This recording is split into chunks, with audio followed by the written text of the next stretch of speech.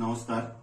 অ্যাক্সিওয়ার্স coaching সেন্টারের পক্ষ থেকে আমি সৌমেন্দু বিকাশ পাত্র, ভূগোল বিষয়ের শিক্ষক।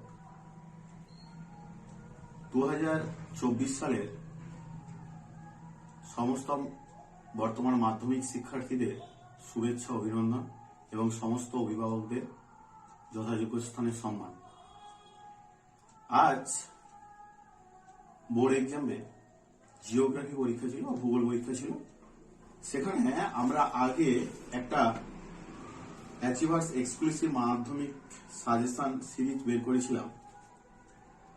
তো সেখান থেকে অন্যান্য আগের যে সমস্ত বিষয়গুলো বাংলা, ইংলিশ বা ইতিহাস, তার মতো ভূগোল বিষয়ে অনেক কোশ্চেন কমন এসছে। সেগুলো কিছু আজকে আপনাদেরকে দেখাচ্ছি। একদম যদি আমরা পূর্ণমান 5 থেকে দেখি, খেয়াল করলে দেখতে পাবো যে আমাদের অর্থনৈতিক ভূগোল থেকে 5-2 অর্থনৈতিক ভূগোল থেকে মোট আমাদেরকে দুটো কোশ্চেন করতে হয়, 4টা দেওয়া থাকে। এই 4টা কোশ্চেনের মধ্যে একদম প্রথমটা পরে সেকেন্ড যেটা আছে ভারতের ইক্ষু চাষের অনুকূল প্রাকৃতিক পরিবেশ বর্ণনা দাও। এখানে আমাদের সাজেশন সিরিজের আপনারা দেখবেন পেজ নাম্বার 63। এখানে ভারতের অর্থনৈতিক পরিবেশে 5 মার্কের যে 4টে দেওয়া ছিল তার মধ্যে সেকেন্ড যে কোশ্চেনটা ছিল সেখানে 3টে দেওয়া ছিল, গম, চা এবং ইক্ষু চাষের অনুকূল ভৌগোলিক পরিবেশ আলোচনা করো। ঠিক একই রকম ভাবে এখানেও আমাদের কিন্তু এই কোশ্চেনটা এসছে।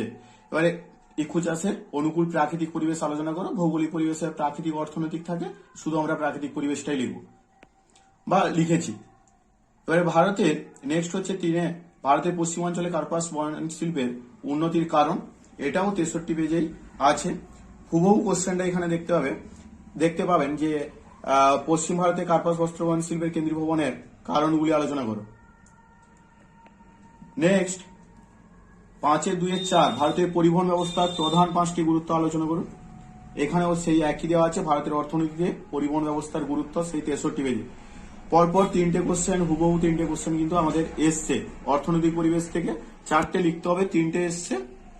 4টা কোশ্চেনের মধ্যে 2টো কোশ্চেন লিখতে হবে, আমাদের কিন্তু অলরেডি 3টে কোশ্চেন লেগেছে। এবারে আমরা প্রাকৃতিক পোর্শন থেকে যদি আমরা খেয়াল করে দেখি, সেখানেও দেখতে পাবো 63 পেজে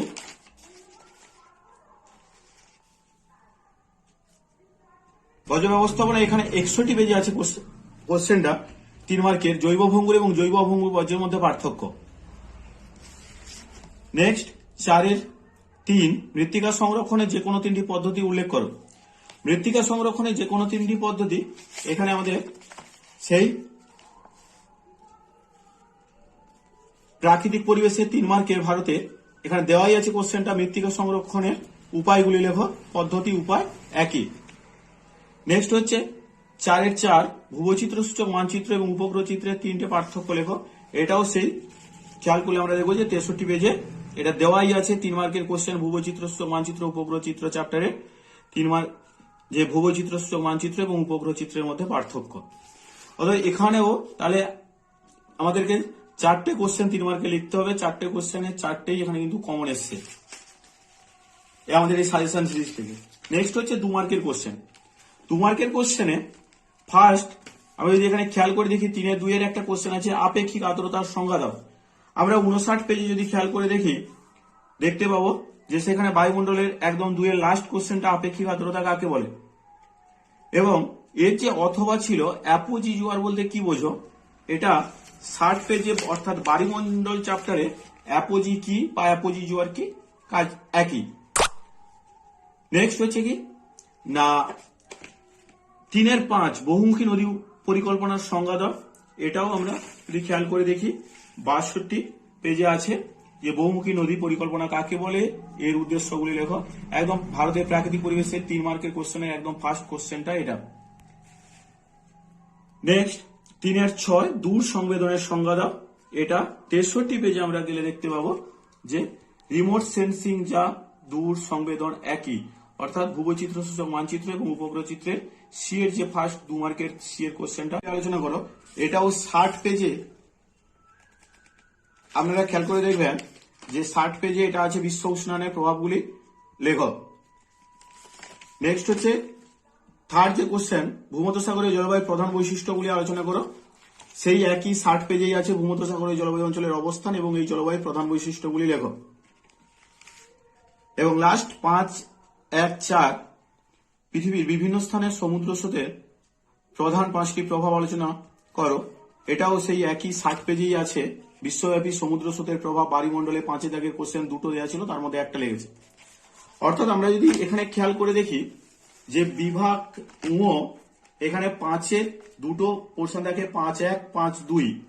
তাহলে 5-1-এ আমাদেরকে 4টার মধ্যে দুটো লিখতে হবে, 3টে অলরেডি লেগেছে, সেখান থেকে দুটো। আর 5-2 সেখানে 4টের মধ্যে আমাদেরকে দুটো লিখতে হবে, সেখানেও অলরেডি 3টে কোশ্চেন লেগেছে। এবারে আসি 3 মার্কের কোশ্চেন বিভাগ ঘ। এবারে এখানে আমরা মোট 4টে কোশ্চেন লিখতে হয়।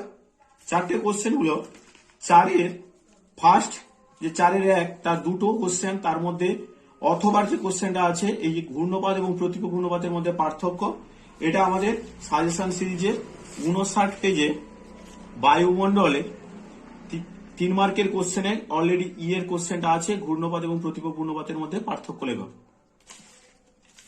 পরে 4-এর 2 সেখানে দুটো কোশ্চেনের মধ্যে একটা লিখতে হয়। নেক্সট আমরা যদি এবারে ম্যাপ পয়েন্টিংটা খেয়াল করে দেখি, ম্যাপ পয়েন্টিং খেয়াল করে দেখতে পাবো যে আমাদের সাজেশন সিরিজে যেটা এখানে পরীক্ষাতে যেটা এসছে যে একটি লবণাক্ত মৃত্তিকা অঞ্চল, আমাদের সাজেশন সিরিজও একই আছে যে একটা ম্যানগ্রোভ অরণ্য। ম্যানগ্রোভ অরণ্য ওটাই লবণাক্ত মৃত্তিকার মধ্যে পড়ে। নেক্সট আবার যদি আমরা একটা খেয়াল করে দেখি যে পূর্ব ভারতের একটি স্বাভাবিক বন্দর, তাহলে পূর্ব ভারতের স্বাভাবিক বন্দর বিশাখাপত্তনম আমাদের সাজেশন সিরিজে ছিল। নেক্সট হচ্ছে বেঙ্গালুরু এখানে দেওয়া আছে যে ভারতের একটি বৃহত্তম তথ্য প্রযুক্তির শিল্পকেন্দ্র। এরপর যদি খেয়াল করে দেখি মালাবার উপকূল হুবহু একই, এখানেও মালাবার উপকূল আছে, এবং নর্মদা নদী হুবহু একই, এখানেও নর্মদা নদীটা আছে। অর্থাৎ আমরা যদি খেয়াল করে দেখি যে আমাদের এই সাজেশন সিরিজের বেশিরভাগ অংশগুলো কিন্তু কমন এসছে অন্যান্য সমস্ত সাবজেক্টের মতো। যদি আমরা খেয়াল করে দেখি, আশা রাখছি যারা এই সাজেশন সিরিজটা নিয়ে তাদের প্রস্তুতি নিয়ে আজকে এক্সাম দিয়েছে, আশা করি সবার পরীক্ষা ভালো হয়েছে এবং সবাই তাদের আশানুরূপ বা তার থেকেও বেশি ভালো একটু রেজাল্ট করবে। এবং আগামী যে বিষয়গুলো আছে এখনো গণিত, ভৌত বিজ্ঞান, জীবন বিজ্ঞান, সেগুলো আশা রাখছি আমাদের সাজেশন সিরিজের থেকে অনেক অনেক কমন পাওয়া যাবে। এই বলে শেষ করছি, নমস্কার।